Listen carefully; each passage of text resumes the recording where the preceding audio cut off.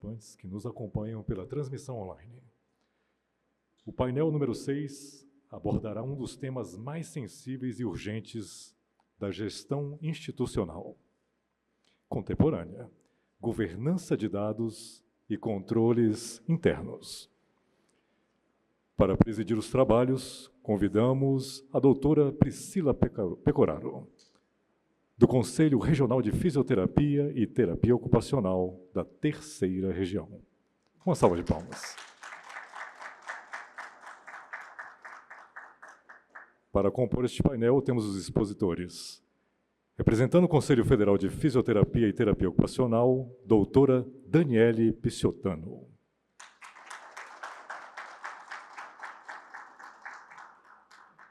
Representando a Pontifícia Universidade Católica de São Paulo, doutor Otávio Venturini.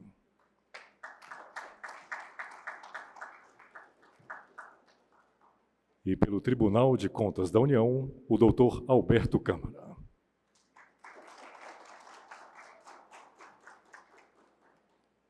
Doutora Priscila, passo a palavra para a senhora.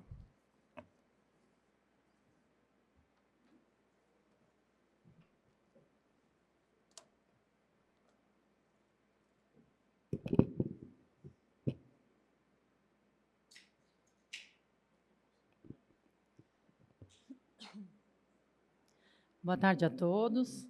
É uma honra presidir esse painel e compartilhar espaço com profissionais tão qualificados e comprometidos com o fortalecimento dos conselhos profissionais. Antes de iniciar minha fala, eu gostaria de agradecer à Academia pela realização deste evento, segunda edição já desse congresso, com pautas extremamente importantes para nós, os conselhos, especialmente ao doutor Zilmar, que tem se comprometido bastante no fortalecimento da governança nos conselhos profissionais e pela confiança no meu trabalho e também, principalmente, ao ministro Douglas Alencar, pela coordenação da comissão científica. Eu faço também um agradecimento, cumprimento aos meus colegas do sistema, COFITO CREFITOS. É uma honra ter todos aqui conosco, né, compartilhando, fazendo essa troca importante nesses dias de evento, e aos demais colegas também de outros sistemas profissionais. Ao longo desses 2 dias, nós tratamos sobre governança, ESG, responsabilidade social, cooperação institucional, inovação, integridade e transformação digital. Mas existe uma conexão sobre todos esses temas, que é a confiança institucional. No painel anterior, a gente discutiu sobre responsabilidade social, ESG e cooperação, e aí o que nos traz uma questão importante: como sustentar institucionalmente tudo isso, né? Porque responsabilidade social sem governança é fragilidade, inovação sem integridade é risco, e confiança pública sem transparência, dados governados e prestação de contas não se sustenta. Então, é justamente por isso que nós trouxemos esse painel, e eu tenho a honra de convidar a doutora Daniele Picciotano, que é advogada, assessora jurídica da Controladoria Interna do COFITO, especialista em gestão pública, compliance, gestão de riscos, governança e inovação, com sólida experiência nos conselhos profissionais e na administração pública. Ela falará sobre governança transformacional, integração, riscos e confiança institucional nos conselhos profissionais. Bem-vinda, doutora Daniele.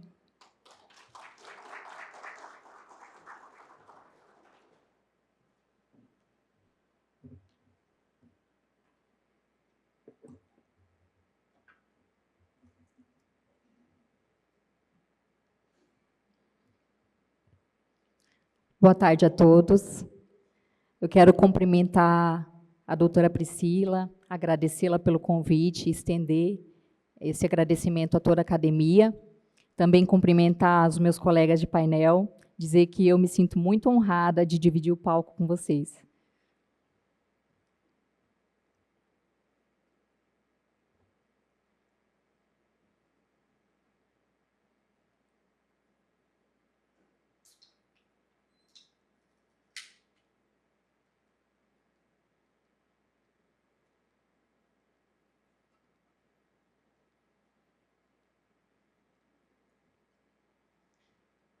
Bom, eu trouxe esse tema porque eu acredito que governança transformacional é algo que vai realmente fazer a diferença em tudo isso que a doutora Priscila já trouxe sobre integração de gestão de riscos, de governança, de controles internos, que é o que eu venho vivenciando. Eu acredito que, mais do que só falar sobre o tema, a gente precisa vivenciar para poder sentir e transmitir a mensagem com verdade.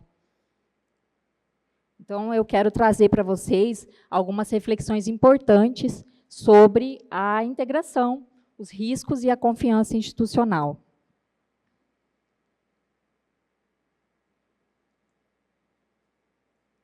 Bom, durante muito tempo, eu não entendia muitas experiências, muitas situações que aconteciam na minha trajetória profissional.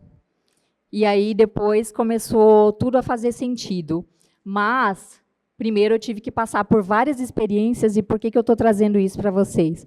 Porque, muitas vezes, a gente está num local que não foi o que a gente escolheu, mas que, conforme a gente vai caminhando, vai vivendo o processo, as coisas vão começando a fazer sentido. Então, lá em 2004, eu comecei no CREA. Ainda era... A arquitetura fazia parte, ainda não tinha o Conselho de Arquitetura separado. E eu comecei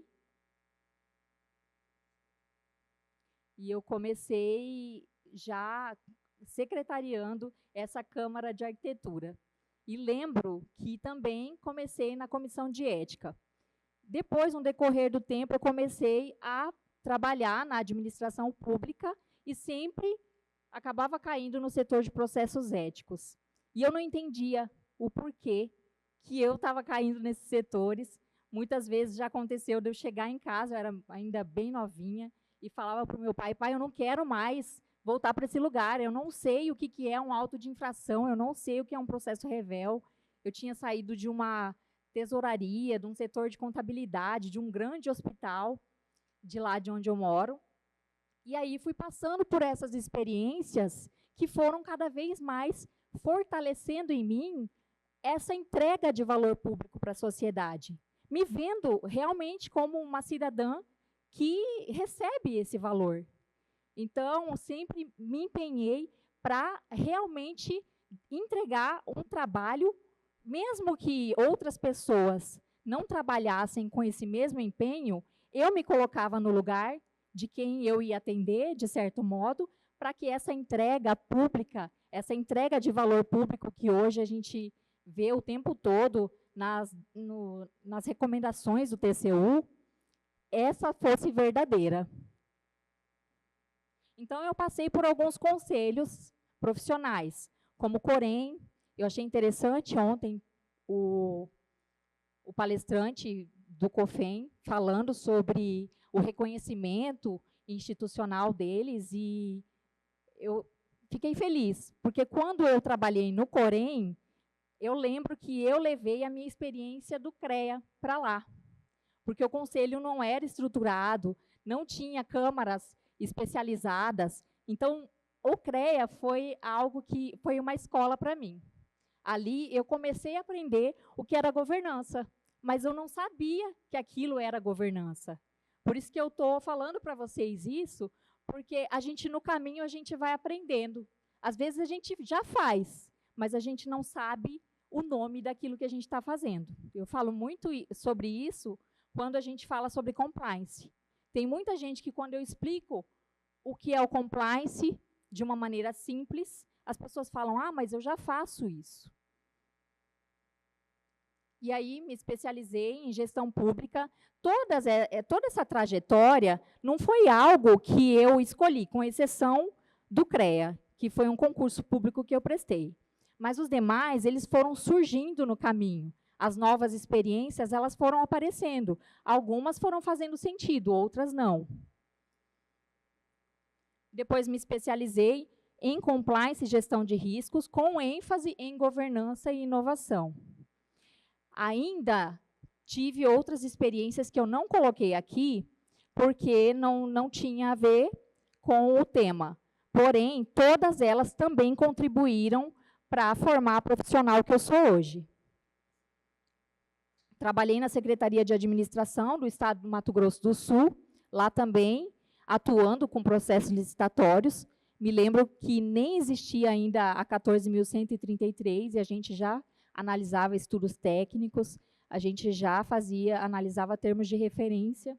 Então, quando entrou a 14.133, eu já estava mais familiarizada. E aí eu tive a experiência no CREFITO 13, que acabou me apresentando para o Conselho Federal de Fisioterapia e Terapia Ocupacional, onde atualmente eu atuo. A experiência foi extremamente relevante para mim, porque eu novamente caí no setor de processos éticos. E aí ali eu falei, gente, tem alguma coisa nesses éticos que eu preciso aprender. Mas no decorrer do tempo, eu fui indo para um lado do controle interno.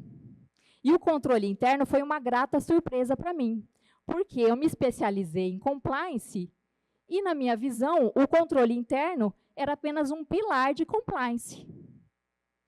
Mas aí eu fui observando que o controle interno é muito mais do que isso. Como eu observei isso? Trabalhando, vivenciando, estudando, principalmente. E aí eu vim para o COFITO. E no COFITO eu tenho vivido experiências onde realmente me mostram onde eu queria chegar. Hoje eu posso dizer que eu estou vivendo o propósito que eu queria, onde eu realmente queria chegar, mas eu precisei passar por todos esses lugares. Então, hoje, eu percebo que nenhuma dessas experiências aconteceu de forma isolada. Todas elas me formaram a profissional que eu sou.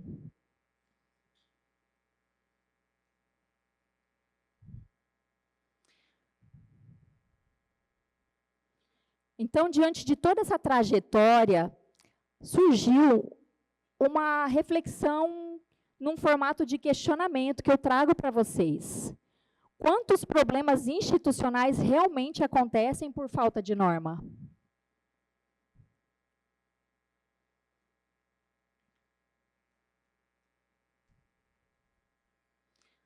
Antes da gente continuar, eu quero passar um vídeo muito curto para vocês assistirem.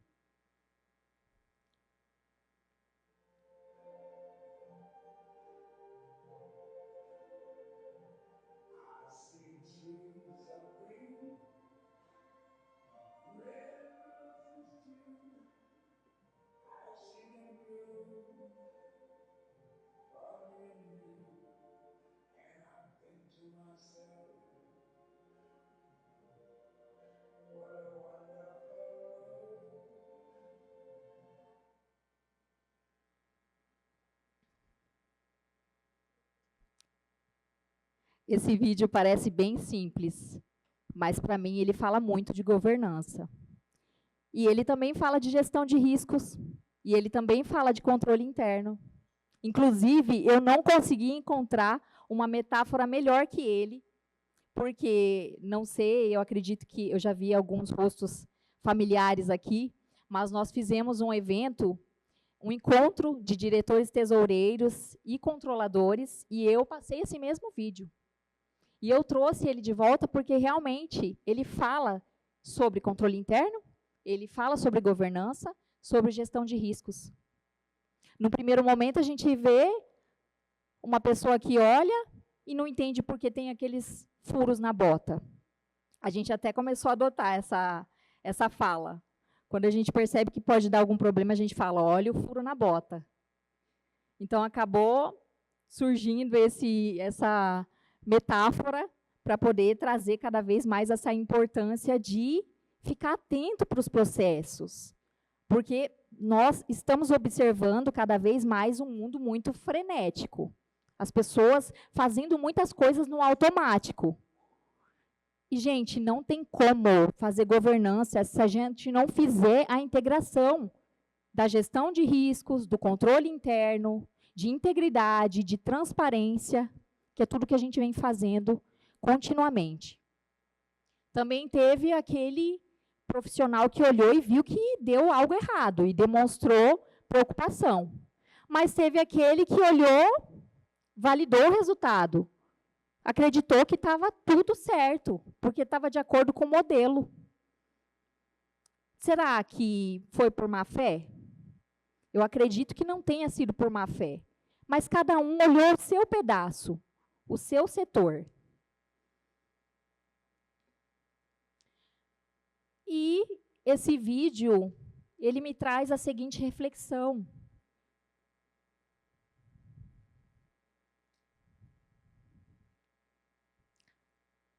O maior risco... Desculpa, gente.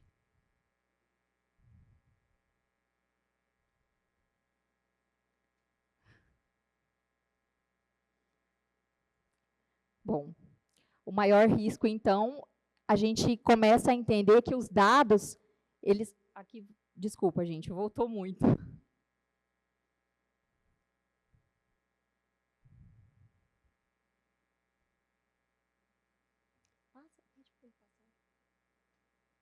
Deixa eu só voltar.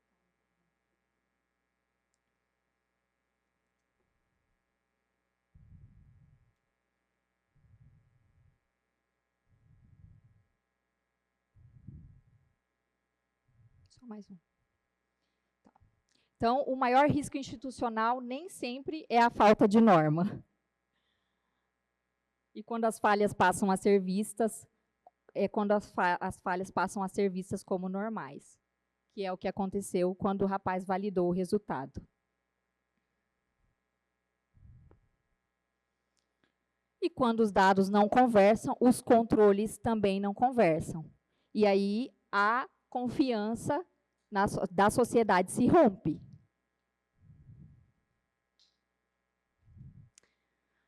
Bom, agora eu estou vivendo, na verdade, recentemente, eu vivi a experiência de construir o relatório de gestão do COFITO. E eu pude entender que os dados, eles já existiam, a cooperação institucional também já existia, os controles, as informações, todas já existiam. O que faltava era a integração de cada dado. E hoje, a decisão normativa do TCU a 216 de 2025 trouxe essa determinação para a gente, para que a gente possa agregar os dados dos conselhos regionais.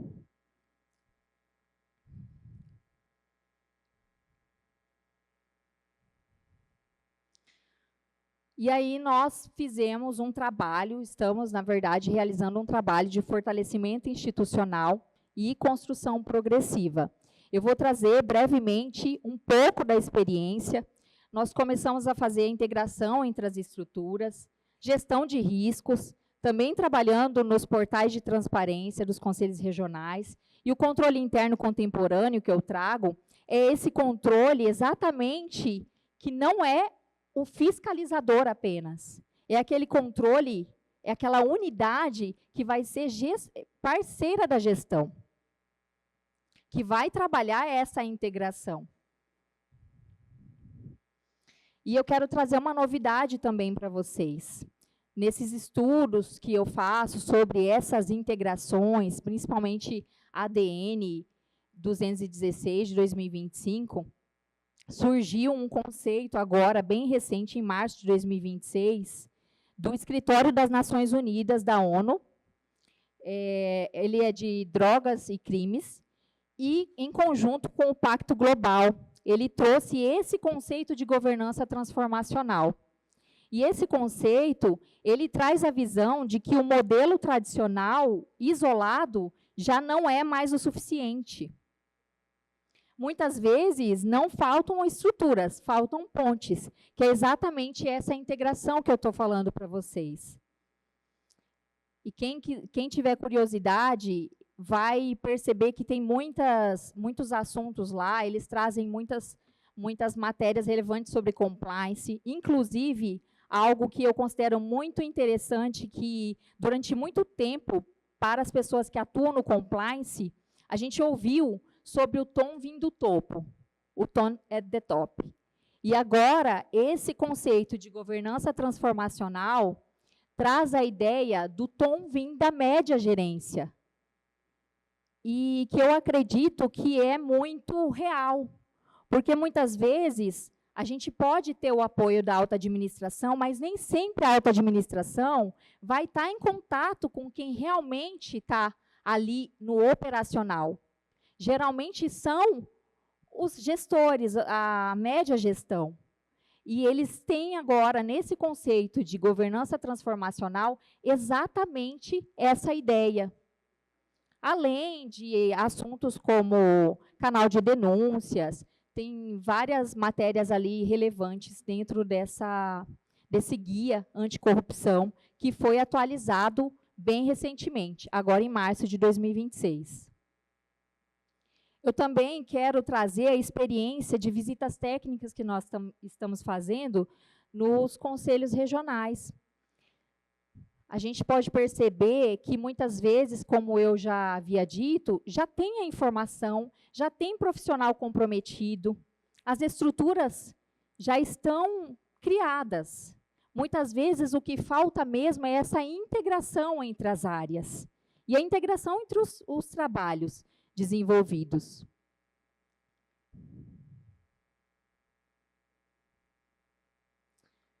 E toda essa construção progressiva do COFITO também trouxe alguns reconhecimentos institucionais. Então, em outubro do ano passado, o COFITO, na 9ª Conferência Nacional dos Conselhos Profissionais, foi o vencedor do prêmio em 2 categorias, no de Plano de Integridade e Gestão de Riscos e no de aderência à nova Lei de Licitações. E logo depois disso, a gente também apresentou uma pesquisação do COFITO para Bogotá. Foi num congresso, o 6º Congresso Ibero-Americano de Compliance, Governança e Anticorrupção, onde nós apresentamos essa pesquisação de gestão de riscos e integridade em autarquia federal.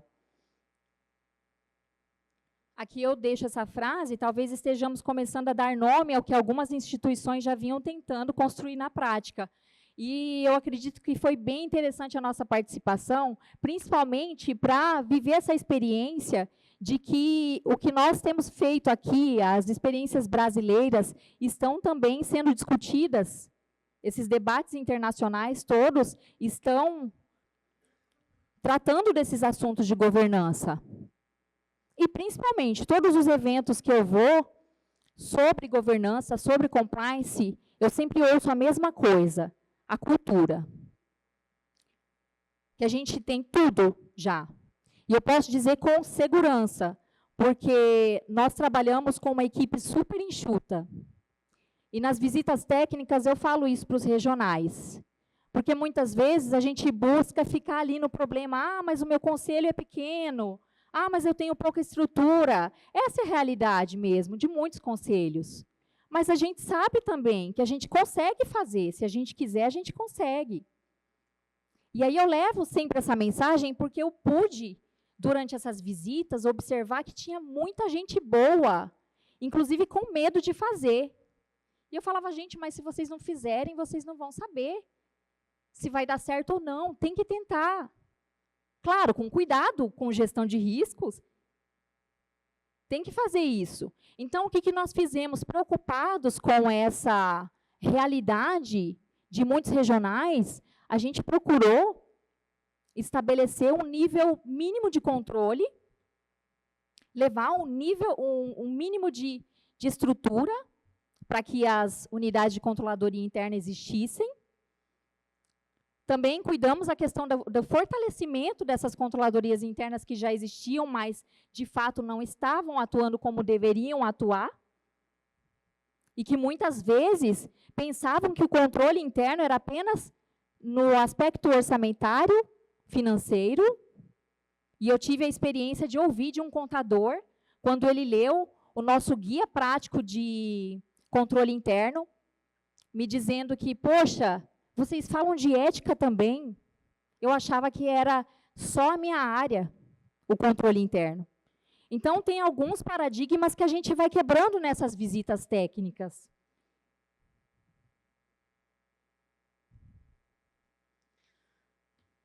A boa governança, ela não acontece por acaso. Ela começa quando as estruturas deixam de funcionar como ilhas. Obrigada.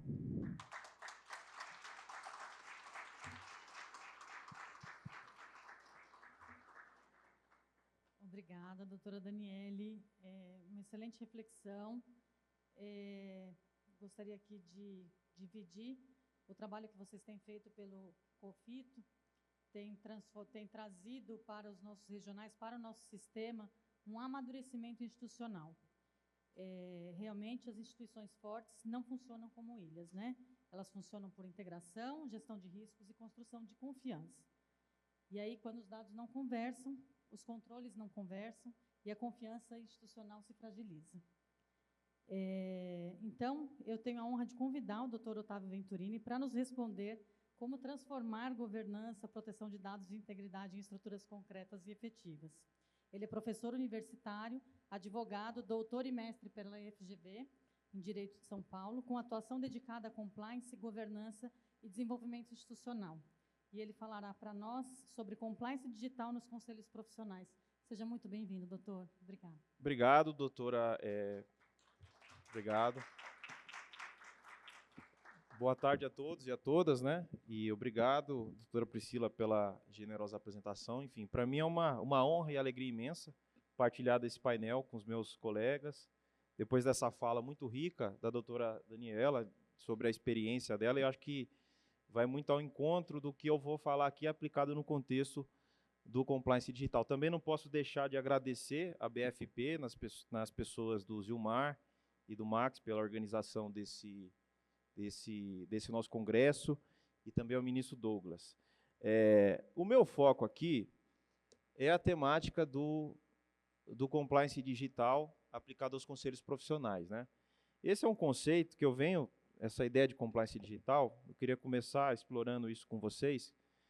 Eu venho trabalhando ele no manual de compliance e numa publicação específica. O que significa isso, né, quando a gente fala de compliance digital? Geralmente vem uma ideia muito, é proteção de dados, né, mas não é só isso. Hoje existe uma regulação, né, de temas, né, que a gente chama de regulação digital, direito digital, que são temas que se relacionam com o ambiente digital e com os dados de maneira geral. Então, vocês hoje em dia já têm, né, livros e manuais sobre direito digital. E o que a gente tem dentro desse pacote? Existe uma regulação de privacidade e de proteção de dados, a gente tem a LGPD no Brasil, mas não é só, né? Para além da questão dos dados, hoje está se avançando, já tem aprovado na União Europeia também uma regulação específica para desenvolvimento e utilização de inteligência artificial. A inteligência artificial também usa dados pessoais, em grande escala, né? O machine learning, estatística e tudo. Mas tem uma camada adicional aí na regulação, que são os riscos. Então, eu vou avaliar o risco da ferramenta e da aplicação que eu vou ter da minha inteligência artificial. O que é risco excessivo, eu sequer posso implementar. Então, por exemplo, eu posso usar a inteligência artificial para monitorar comportamento de cidadão e conceder um benefício, um crédito. Não, esse social scoring é uma coisa que é proibida. Eu posso utilizar, como tem em São Paulo, o Smart Sampa, para questão de segurança, é uma legislação específica que você já admite. Mas não é só. Existe também uma regulação do ambiente da publicidade digital, né? Vocês viram recentemente a aprovação do ECA Digital, que é essa questão do algoritmo que direciona produtos ali, muitas vezes para crianças menores de idade. Então, a regulação do nosso país já está avançando nisso, e esse é um tema que guarda relação com o que a gente chama, né? Eu trabalho muito também com a agência de publicidade, que é o Brand Safety. Então, existem auditorias, por exemplo, do TCU, sobre recursos de entidades, né, de estatais, por exemplo, e outros órgãos e entidades federais, que ao veicular na mídia digital, mídia programática, enfim, que é um ecossistema específico, estava distribuindo anúncio com recurso público a sites e blogs que tinham ali ou conteúdo proibido ou fake news. Então, existe auditoria e hoje a gente já tem uma legislação que é o ECA Digital. Para além disso, né, os conselhos, pela natureza, que é definida ali como uma natureza autárquica, se submete ao regime de direito público. A gente tem a lei de acesso à informação. E também, no Brasil, não foi aprovado o PL da fake news, mas existem países, como a Alemanha, que tem legislação específica para a questão de moderação de conteúdo. Então, sim, existe um rol de leis que cuidam da temática da atuação em ambiente digital, passa por proteção de dados, passa por publicidade digital, passa por utilização de ferramentas de IA. E onde é que entra o compliance? O compliance, ele se insere numa lógica de uma regulação que vai exigir da pessoa regulada, da empresa regulada, do conselho regulado, da organização regulada, uma atuação muito mais proativa. Então, não é simplesmente dizer, eu cumpro ou não cumpro a lei. Não, ele proativamente, ele tem que, isso que a doutora Daniela, de maneira muito rica, trouxe, exemplificou, implementar controles internos, definir políticas, comitês gestores, um DPO responsável.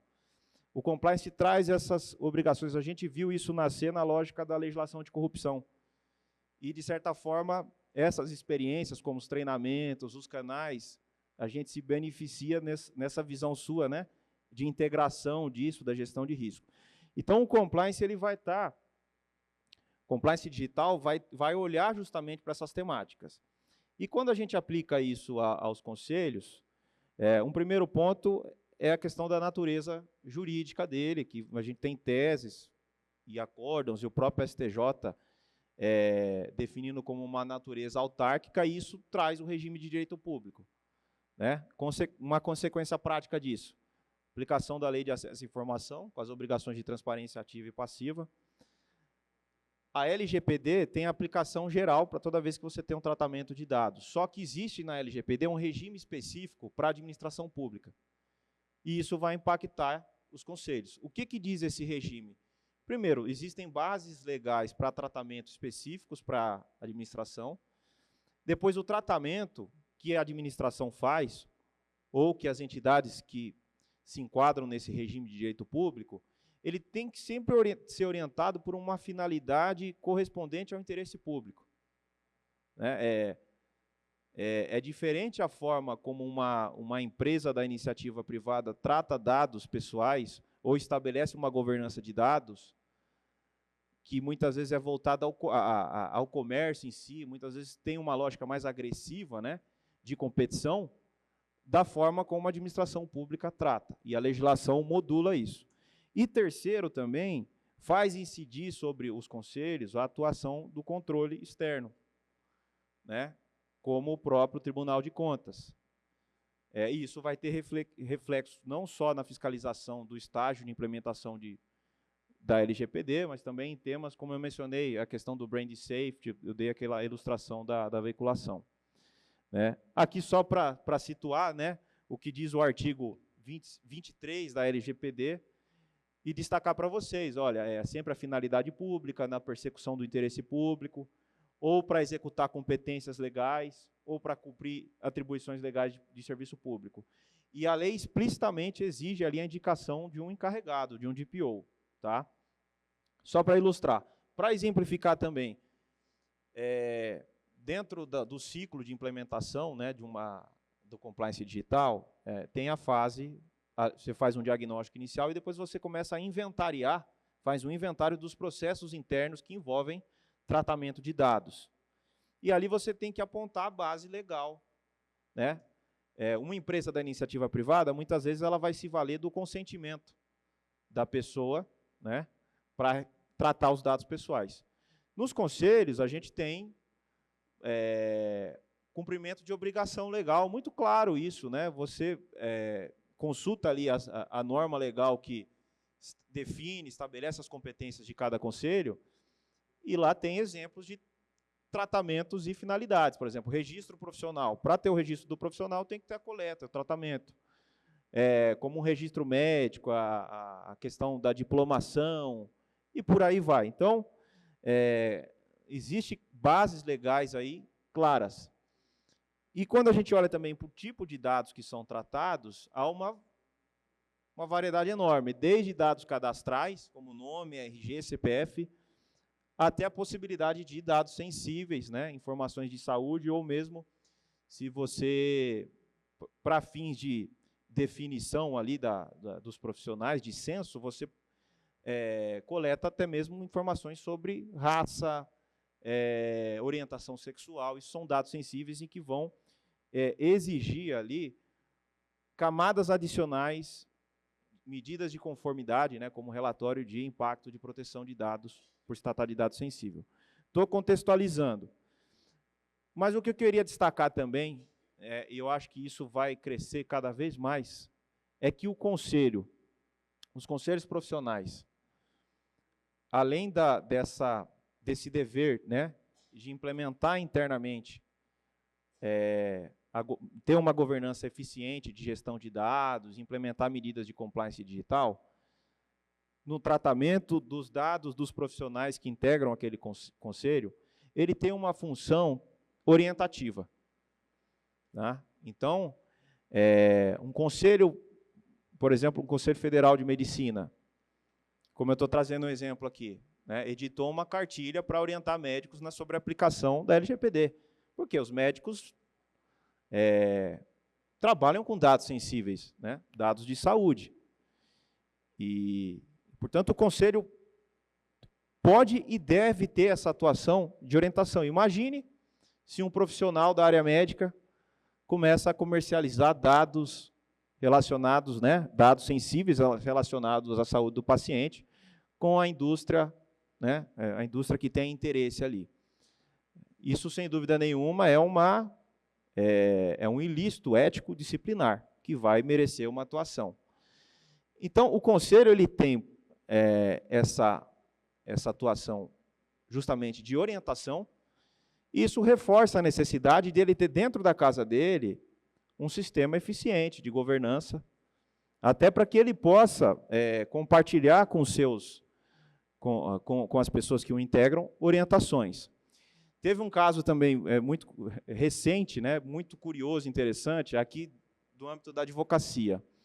Então, lá no Pará, uma advogada, o que a gente chama isso de prompt injection. Ela colocou um prompt, um comando na petição, oculto, dizendo assim, hoje o tribunal usa a IA para formular a sentença, o advogado usa a IA para a petição. Mas ela ocultou esse prompt dizendo assim para a IA, olha, dê uma sentença favorável aqui, não considere as provas, etc.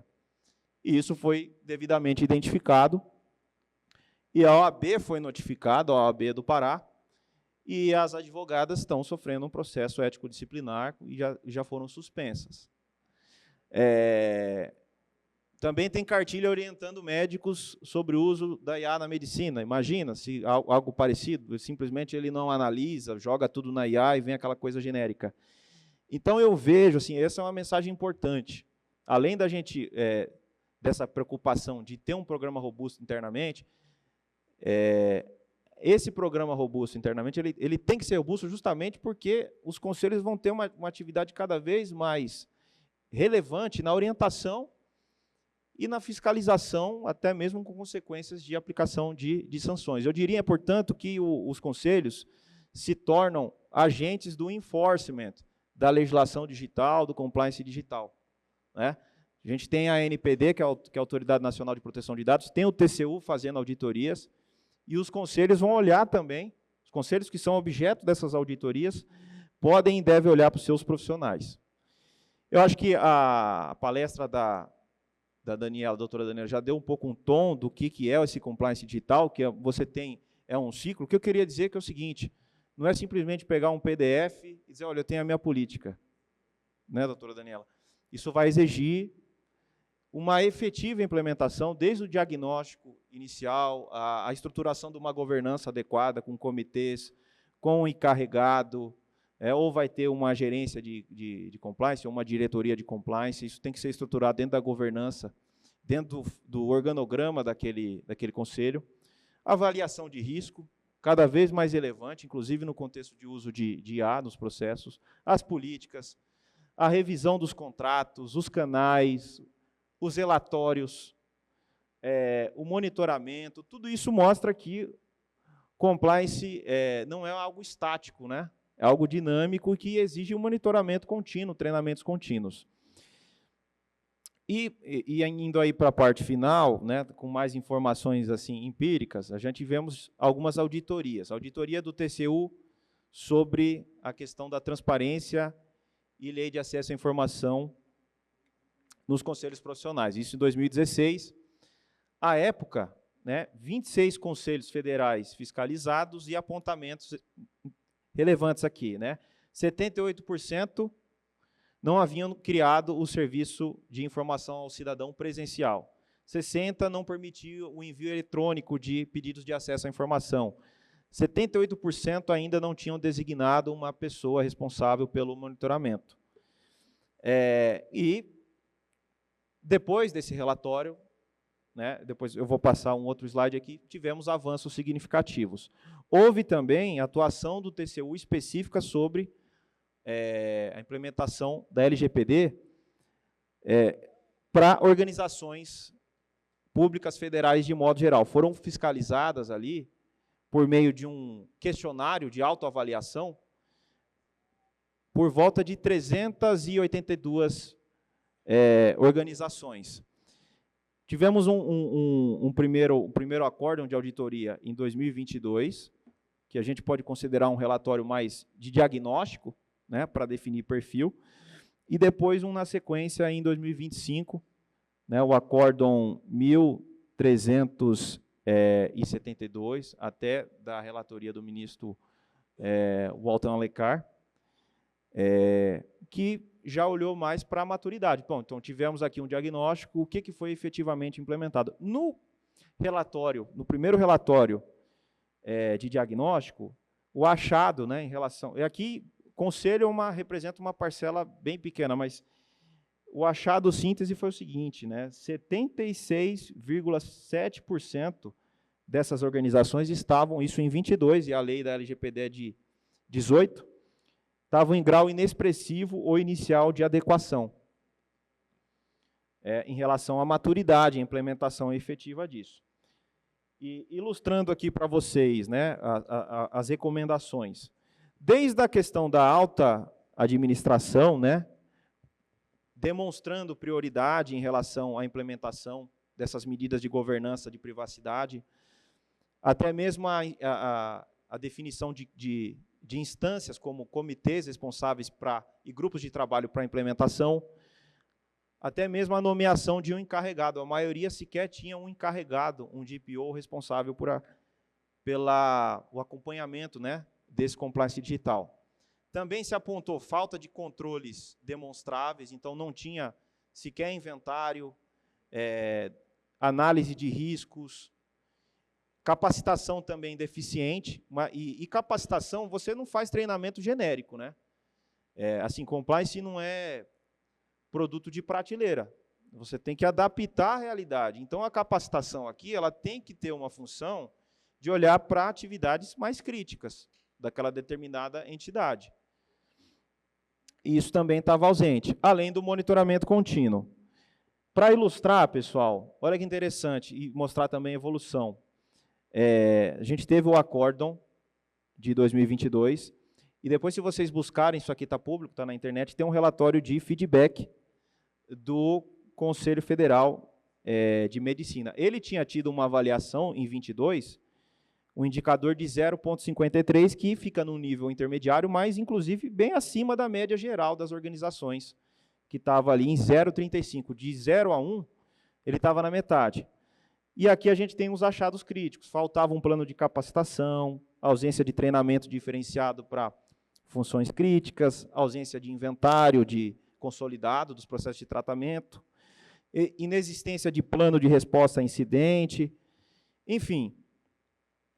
E na sequência disso, né, também isso está disponibilizado no próprio Conselho Federal de Medicina, na IN 3 de 2021, e também considerando o feedback a esse acórdão, foi instituído o Comitê Gestor de Segurança da Informação e Proteção de Dados, o encarregado agora, né, nomeado e divulgado no site, gestão de risco e auditabilidade dos processos, treinamento, né, capacitação obrigatória e voltado às questões mais críticas, a parte de canais para comunicação também e a comunicação de incidentes, além de campanhas educativas.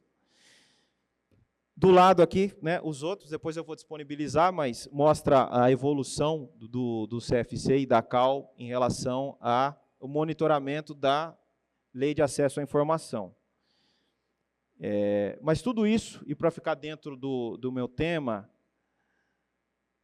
para mostrar para vocês, na prática, a relevância do tema para os conselhos e como tem se dado essa evolução, né? O compliance também, eu acho que a fala da doutora Daniela ilustra muito isso, não é algo que você começa do dia para a noite, implementa aquilo, não, está funcionando 100%, é um processo de evolução e de acréscimo de camadas, a legislação evolui, os problemas evoluem e as práticas internas devem evoluir. E a mensagem que fica, olhando até para a auditoria do TCU, é a seguinte: nem todo conselho tem, digamos assim, o mesmo porte, a mesma realidade, né? Cada um tem o seu volume ali de inscritos, de fiscalização, cada conselho tem um tipo de dado específico, então o Conselho de Medicina olha muito para essa questão dos dados sensíveis. Então, primeiro, a implementação do compliance ele tem que ser parametrizado, né? Ele tem que observar uma proporcionalidade. Eu não tenho que ter o mesmo compliance para um conselho, digamos assim, compliance digital, que atua com dados mais críticos e questões de segurança mais críticas, para um conselho, muitas vezes, de um porte menor. Mas é preciso buscar uma efetividade no funcionamento. Tem que ter pelo menos um núcleo mínimo de efetividade. Então, a alta administração engajada, envolvida, a média gerência também, mas com suporte da alta administração e a média gerência, né, resguardada por isso e amplificando.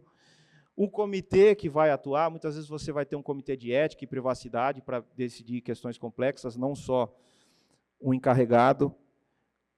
Ter essa documentação dos inventários, a questão da transparência, porque a transparência ela tem que ser compatibilizada com a proteção de dados pessoais. Então, informações que são de relevância pública, eu tenho que divulgar, né? Assim como a questão de remuneração de servidores, mas eu tenho que divulgar o CPF da pessoa, então tem que ter esse exercício de compatibilização. E capacitação periódica, né? Monitoramento periódico, e é isso que demonstra a efetividade. Então, a ideia é o seguinte: a governança ela pode e ela deve ser proporcional ao porte e risco do conselho, mas ela precisa ser real, precisa ser implementada, monitorada e demonstrada. E com isso eu encerro aqui, espero ter ficado dentro do meu tempo. Agradeço mais uma vez aqui a nossa moderadora, a doutora Priscila, pelo espaço. Obrigado. Obrigada, doutor Otávio. É uma honra ouvi-lo novamente. E agradeço por compartilhar seu conhecimento conosco, a sua mensagem de que as normas, não basta existir a norma, né? Não é um PDF, a gente tem que ter realmente efetividade, governança, LGPD, compliance, não podem ser apenas uma formalidade. E aí, quando nós falamos em efetividade, maturidade institucional e prestação de contas, nós chegamos ao olhar dos órgãos reguladores, né, os órgãos de controle. Então, é uma honra, uma grande honra receber o doutor Alberto Câmara, que é auditor federal de controle externo do Tribunal de Contas da União, diretor de fiscalização das ações estratégicas do Poder Executivo, palestrante e especialista em governança, riscos, inteligência de dados e controle institucional. Seja bem-vindo, doutor. Obrigada.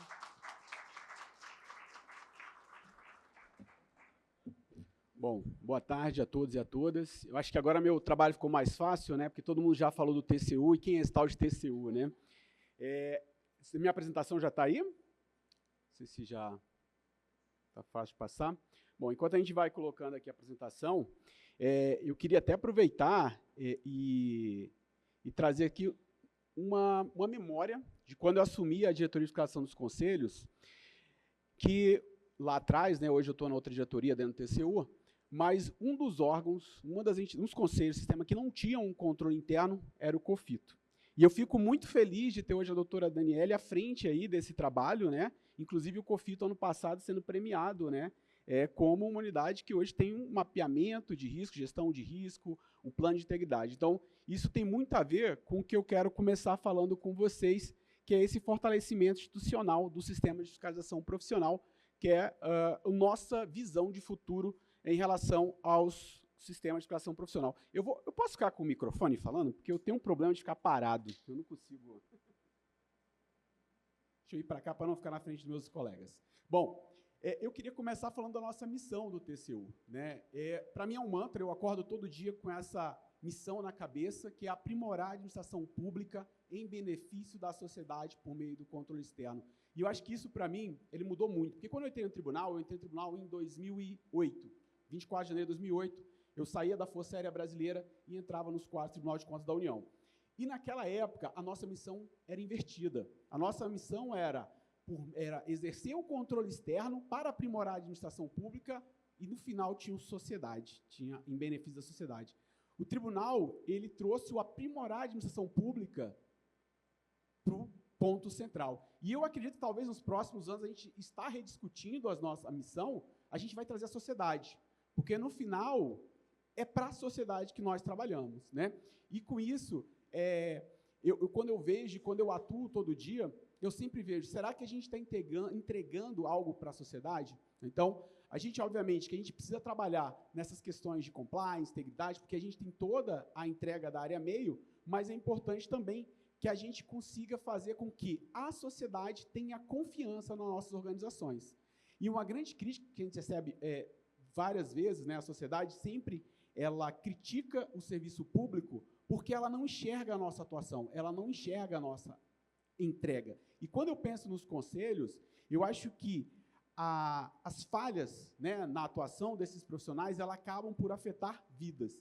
E, por isso, é importante a atuação dos sistemas profissionais, para que a gente, de alguma forma, evite que vidas sejam afetadas. Se, eventualmente, um contador em uma empresa faz um trabalho que não é adequado, aquela empresa pode vir à falência, e, se ela vem à falência, uma família que depende daquela organização pode ter a vida afetada. Se um médico, um enfermeiro, um químico faz o seu trabalho errado, a gente também pode ter um cidadão sendo afetado. Então, quando eu falo e quando eu penso na atuação, é sempre nessa finalidade, nessa entrega para o social. E, obviamente, que a gente, ao entregar para a sociedade não só aquilo que a gente faz como área finalística, a gente também precisa entregar aquilo que é a transparência, como o doutor Otávio trouxe, né, que são os dados, como a doutora Daniele trouxe, que a sociedade precisa também enxergar para que ela possa saber que a gente está fazendo, o que a gente está entregando. E é por isso que acho que a gente vai conversar hoje, na minha fala, até dando prosseguimento ao pouco do que os colegas já trouxeram, eu vou tentar complementar nesse sentido, de falar um pouco desse aumento dessa confiança institucional, ou seja, é uma visão nossa em termos de atuação do TCU, que a gente consiga fazer com que os conselhos profissionais eles sejam mais creditados na sociedade, para que daqui a uns 10, 5 anos, quem sabe, quando eu pensar, o profissional me atendeu mal, eu vou fazer a denúncia no conselho. E que hoje, dificilmente, alguém aqui faz denúncia no conselho profissional, né? E aí, trazendo, dentro desse foco de aprimorar os conselhos profissionais, o sistema de fiscalização profissional, a gente estabeleceu lá na nossa estratégia de atuação, quando eu comecei assumir a diretoria dos conselhos, a gente tem 3 pilares. O primeiro pilar é governança, né?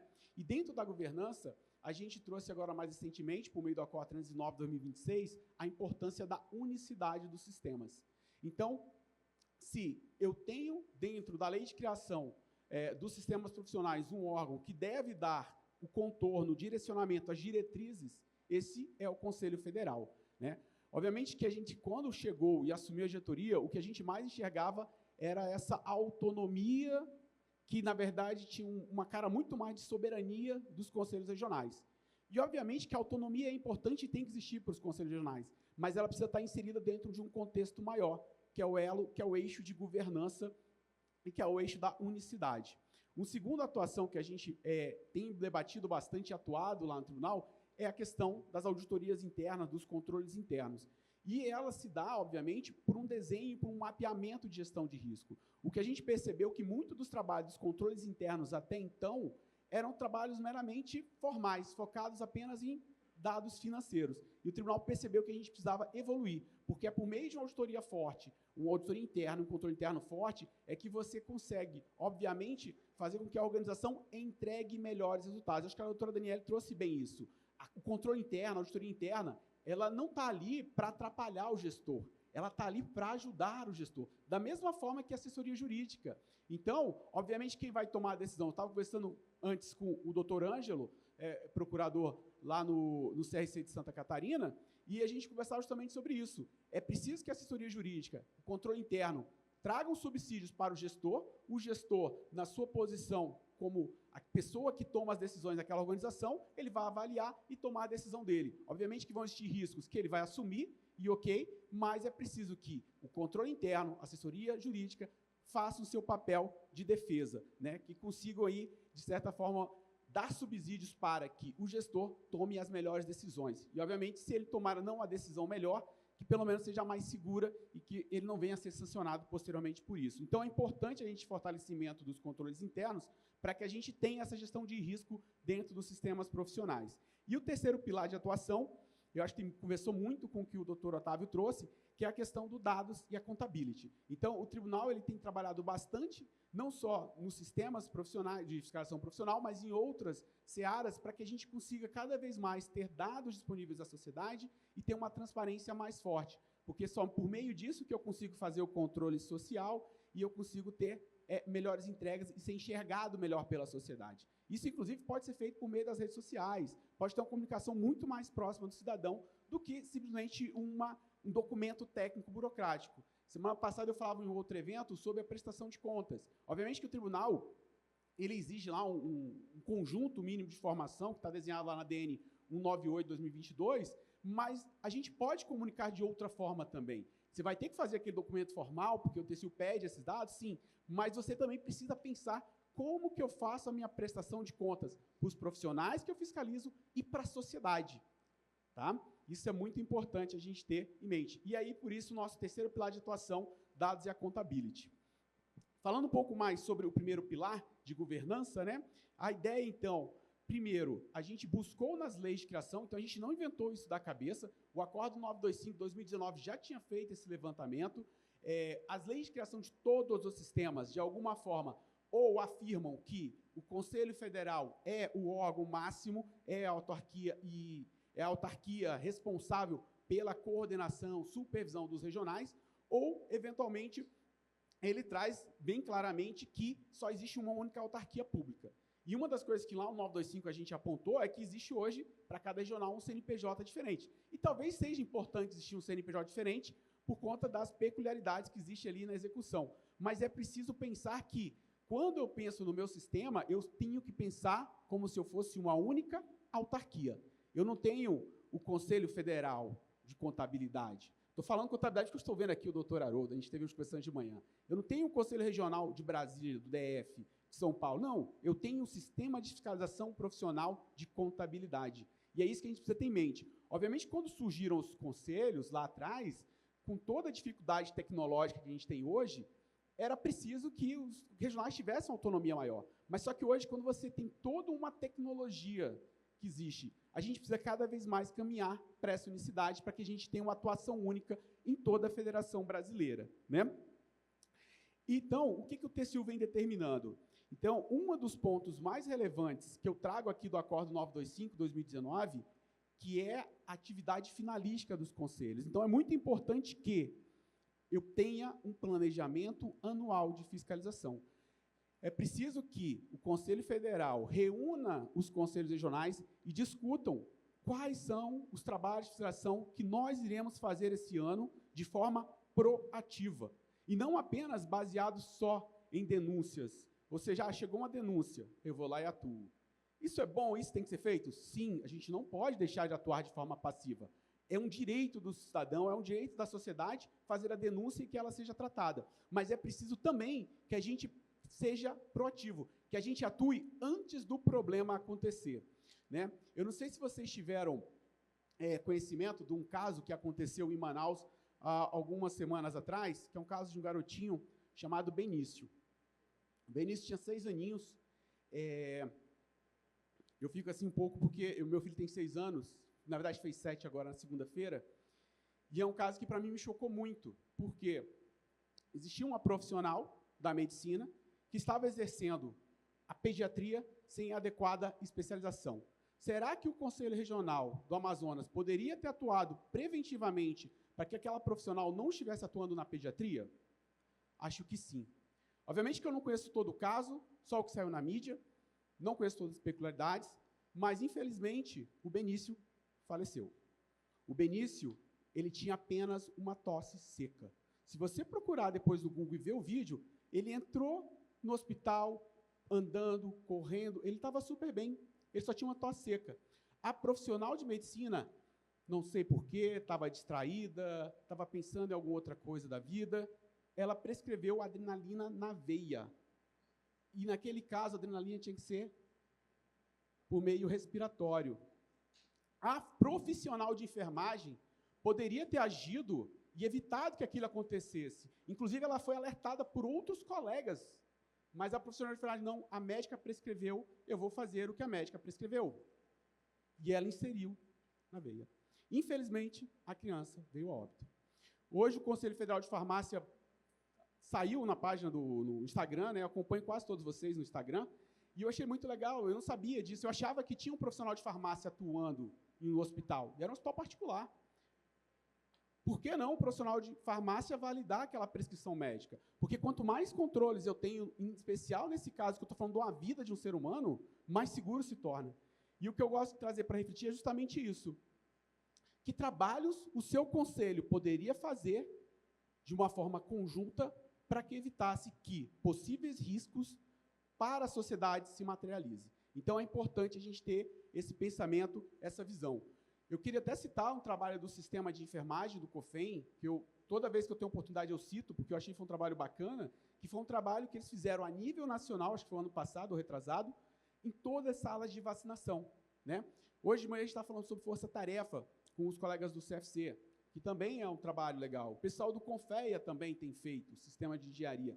Então, trabalhos como esses, em que você consegue, obviamente que não dá para fazer toda semana um trabalho nacional, mas que vocês consigam pensar em trabalhos que possam ser feitos a cada 2 meses, a cada 3 meses, dentro, obviamente, de cada peculiaridade de cada sistema, e que envolva uma necessidade da sociedade, por meio de um plano nacional de fiscalização, isso é muito relevante para aquilo que a gente entrega para a sociedade. E é importante que o Conselho Federal, que é o eixo de governança de unicidade, ele dê esse direcionamento, esse contorno para esse tipo de fiscalização.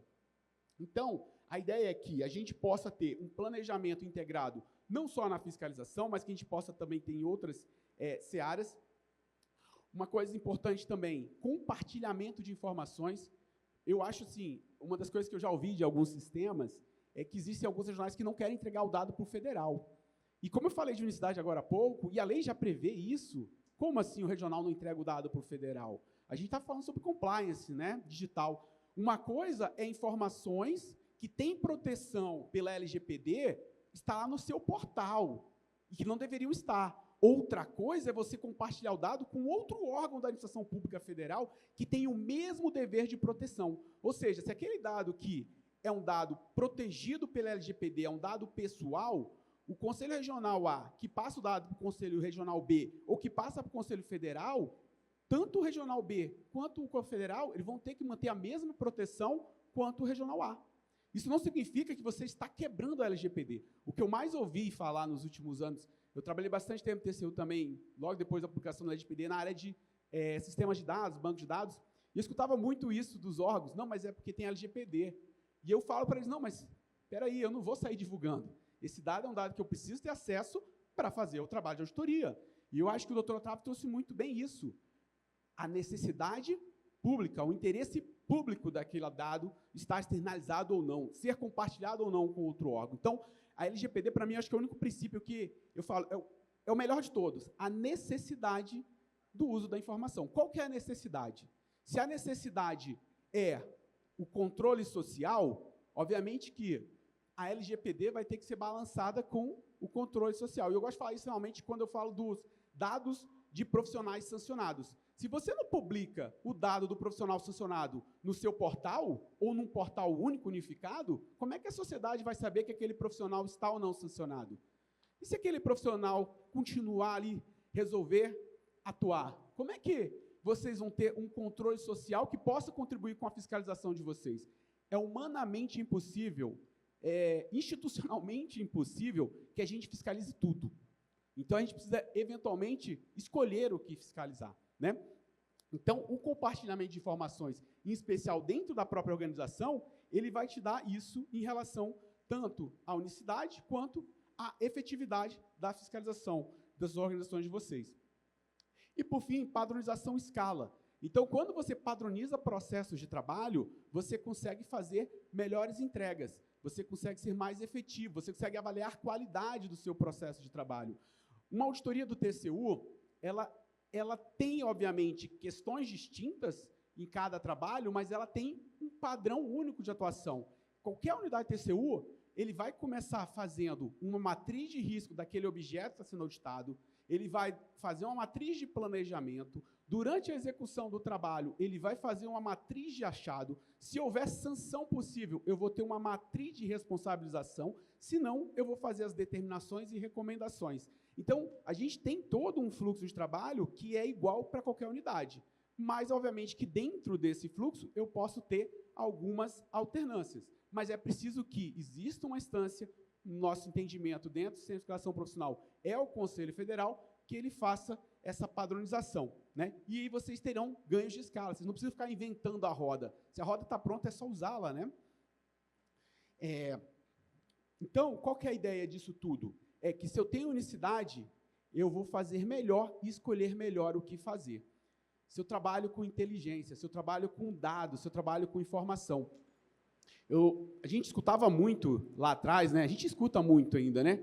A gente falou agora há pouco, a gente nunca vai ter a quantidade, né? Acho que a doutora Daniele trouxe, nunca vai ter a quantidade ideal de servidores, de empregados na nossa organização. Mas o que dá para fazer com aquilo? Se eu não refletir sobre o que eu quero fazer, se eu não me planejar, eu vou continuar correndo atrás, vou continuar fazendo entregas que não são efetivas, que não melhoram, que não agregam valor para a sociedade, e vou estar ali só enxugando o gelo. Então, quando a gente fala em fazer melhor, escolher melhor o que fazer, por meio de um planejamento, eu priorizar aquilo que dá para fazer com a equipe que eu tenho. E, obviamente, com as tecnologias que a gente tem hoje, a gente consegue, obviamente, entregar um pouco mais, né? Então, é preciso, acho que a gente refletir isso dentro de cada sistema para que a gente avance. Isso dentro do pilar de governança e unicidade dos sistemas. O segundo pilar que eu queria falar agora com vocês é a questão dos controles internos, gestão de risco, integridade, né? E aqui a gente fala das linhas de defesas. Então, tem um acordo do TCU, que é o 1481, de 2012, que ele define alguns critérios para a unidade de auditoria interna dentro dos conselhos profissionais, e lá ele cita essas linhas de defesa. Então, a primeira linha de defesa são os controles operacionais, é o do gestor mesmo, é o gestor ter os seus controles. A segunda linha de defesa é a gestão de risco, é o trabalho que é feito pela auditoria interna. Eu conseguir fazer um mapeamento de riscos adequado para que eu consiga atuar de forma efetiva, né? E a terceira linha, de acordo com o acórdão, não está passando, é a própria auditoria interna. Então, a auditoria interna faz o mapeamento junto com o gestor, define a atuação juntamente com o gestor e, eventualmente, se o gestor não fez o dever de casa, a auditoria interna precisa atuar para que aquele problema, aquela execução seja evitada. Obviamente que na 14.133 a gente também tem umas linhas de defesa, né? E a linha de defesa da 14.133 é um pouco distinta, né? Mas, de certa forma, a gente também tem lá na linha de defesa o trabalho da auditoria interna, do controle interno, está lá na segunda camada lá, né? Então, a gente precisa ter isso. E aqui, só para citar, né, a gente, desse trabalho do TCU em relação aos controles internos, numa primeira etapa, a gente fez esse diagnóstico, a gente tentou identificar que unidades tinham paintes, que unidades tinham raintes, E quem tinha Raíntz estava focando apenas no aspecto contábil. Não estou dizendo que não tem que focar, tem também, mas a gente precisa ir além, né? Vou correr só um pouquinho porque o meu tempo esgotou. Um segundo trabalho que a gente fez voltado para os controles internos foi o pedagógico. Então, a gente ofertou um curso focado em controles internos, né? Acho que a gente está na 4ª ou 5ª turma, provavelmente vai ficar gravada essas aulas, e esse foi um trabalho legal porque a gente fez em parceria com o CFC, a vice-presidente de controle interno, a doutora Ana Luísa, compôs o trabalho junto com a gente teve o Lucas Dias, que à época estava no CFMV, hoje está no CRMV Rio Grande do Sul, também participou, a gente trouxe um colega da CGU, também para integrar o grupo, o Dr. Paulo, e a gente também teve um colega, o Wagner, que era do controle interno do TCU, que veio trabalhar com a gente para compor essa equipe e desenhar esse curso, né? Então, a gente também fala, vamos capacitar os controles internos. Não sei se a doutora Daniela conseguiu fazer o curso? Não sei, não apertei.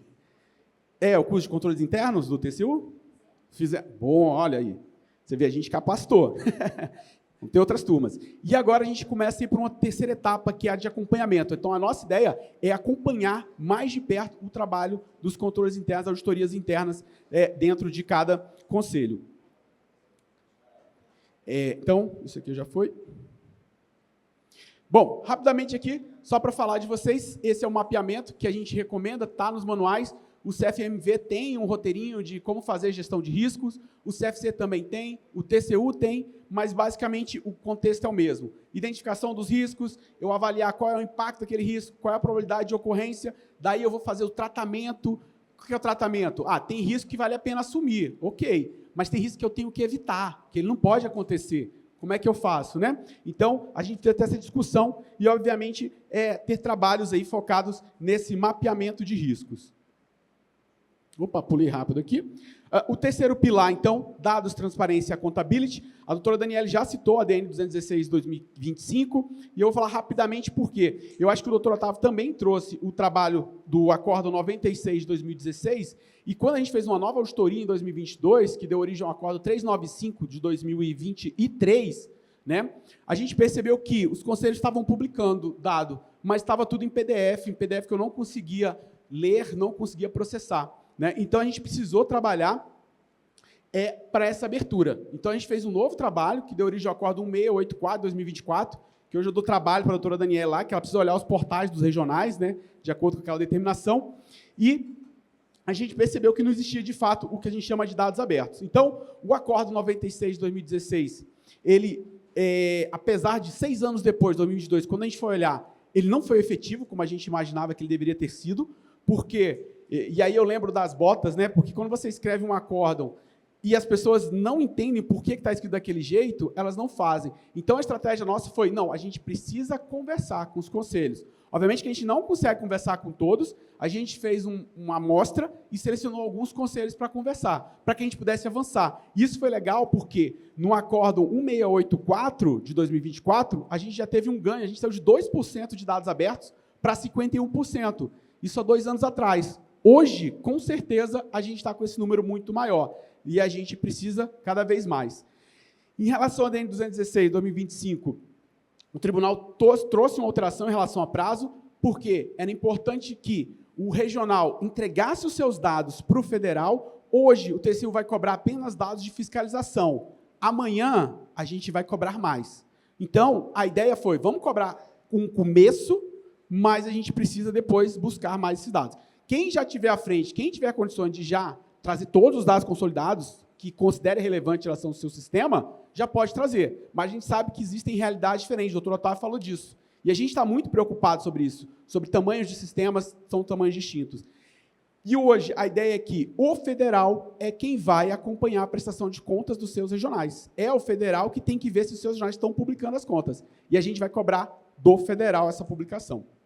Né? A portaria 10 de 2025, ela veio trazer questões mais técnicas em relação aos dados abertos. A gente está na auditoria piloto, nesse momento, com o sistema Confea, para validar essa portaria, mas a ideia é estender o trabalho posteriormente para todos os sistemas. Tá? E aí, em breve, vocês vão ter novidades sobre isso. Então, para fechar minha fala, a gente considera que esses 3 eixos são os mais relevantes, hoje, na visão do TCU, para a atuação e uma preocupação muito grande que a gente tem em relação aos conselhos. Então, uma preocupação na governança, unicidade dos sistemas, a questão dos riscos de integridade e a disponibilização dos dados abertos. É isso, perdoe meu atraso e muito obrigado.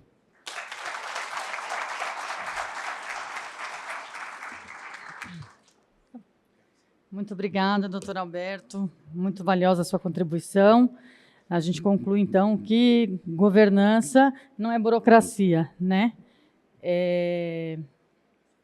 Eu gostaria de concluir aqui que a doutora Daniele nos falou, então, sobre integração e confiança, o doutor Otávio sobre governança efetiva e compliance demonstrável, e o doutor Alberto nos trouxe aí a perspectiva do fortalecimento institucional por meio da transparência, gestão de riscos e controles internos. Então, ao longo desse congresso, nós falamos sobre ESG, inovação, responsabilidade social e cooperação institucional. O que sustenta nossas agendas, então, é a governança, né? Porque não existe responsabilidade social sem integridade, não existe inovação sem proteção de dados, e nem confiança pública sem transparência. Então, esse painel nos deixa uma mensagem que talvez seja que as instituições confiáveis não são aquelas que não têm riscos, e sim aquelas capazes de governá-los com responsabilidade. Eu agradeço aos nossos painelistas e agradeço à academia e a todos os presentes. Obrigada.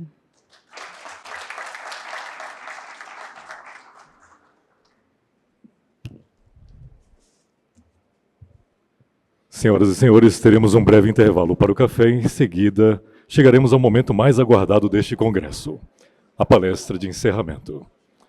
Até breve.